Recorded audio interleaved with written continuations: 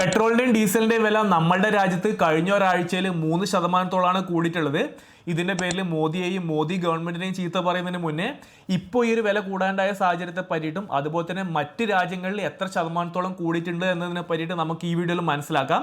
അപ്പോൾ വില കൂടാണ്ടായ സാഹചര്യം നിങ്ങൾക്ക് എല്ലാവർക്കും അറിയായിരിക്കും. US ഇറാൻ വാർ തുടങ്ങിയ ശേഷം ആ ഒരു സ്ട്രെയിറ്റ് ഓഫ് ഹോർമൂസിൽ ഇഷ്യൂ കൊണ്ട് ക്രൂഡ് ഓയിലിന്റെ വില നല്ല രീതിയിൽ കൂടിയിട്ടുണ്ട്. അതിന്റെ ഭാഗമായിട്ടാണ് ഇപ്പോൾ ഒരു വില കൂടുതൽ വന്നിട്ടുള്ളത്. ഇന്ത്യയിൽ 3% കറന്റ് കൂടിയിട്ടുള്ളത്. ഇനി മറ്റ് രാജ്യങ്ങളിൽ എത്ര ശതമാനത്തോളാണ് കൂടിയിട്ടുള്ളത് നോക്കുകയാണെന്നുണ്ടെങ്കിൽ ഏറ്റവും കൂടുതൽ കൂടിയിട്ടുള്ളത് മ്യാൻമറിലാണ്. പെട്രോളിന്റെ വില 90%, ഡീസലിന്റെ വില 112% കൂടിയിട്ടുള്ളത്. ഇനി മലേഷ്യയിലും പാകിസ്ഥാനിലും പെട്രോളിന്റെ വില 50% മുകളിൽ കൂടിയിട്ടുണ്ട്. ഇനി UAE നോക്കുകയാണെങ്കിൽ UAE പെട്രോളിന്റെ വില 52% കൂടിയിട്ടുള്ളത്.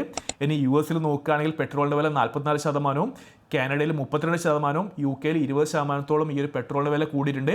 അപ്പോൾ ഒട്ടുമിക്ക രാജ്യങ്ങളിലും പെട്രോളിന്റെയും ഡീസലിന്റെയും വില നല്ല രീതിയിൽ ഈ ഒരു ഇഷ്യൂ കാരണം കൂടിയിട്ടുണ്ട്. കമ്പയർ ചെയ്യുന്ന സമയത്ത് ഇന്ത്യയിൽ കുറവാണ്. അപ്പോൾ എന്തുകൊണ്ടാണ് ഇപ്പോൾ ഇന്ത്യ ഇത്ര ലേറ്റ് ആയിട്ട് കൂട്ടാനുണ്ടായ സാഹചര്യം, അതുപോലെ തന്നെ വളരെ ചെറിയൊരു പെർസെൻറ്റേജാണ് കൂടിയിട്ടുള്ളത്.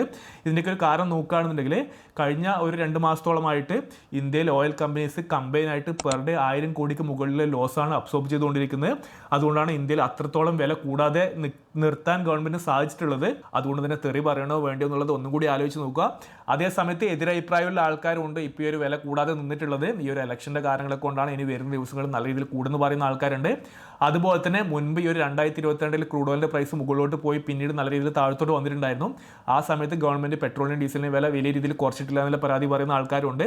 അപ്പോൾ ഇങ്ങനെയുള്ള 2 ഒപ്പീനിയൻസും നമുക്കിപ്പോൾ കാണാൻ സാധിക്കുന്നുണ്ട്. അപ്പോൾ നിങ്ങളുടെ ഒപ്പീനിയൻ എന്താണെന്ന് തീർച്ചയായിട്ടും താഴെ കമൻറ്റ് ബോക്സിൽ കമൻറ്റ് ചെയ്യുക.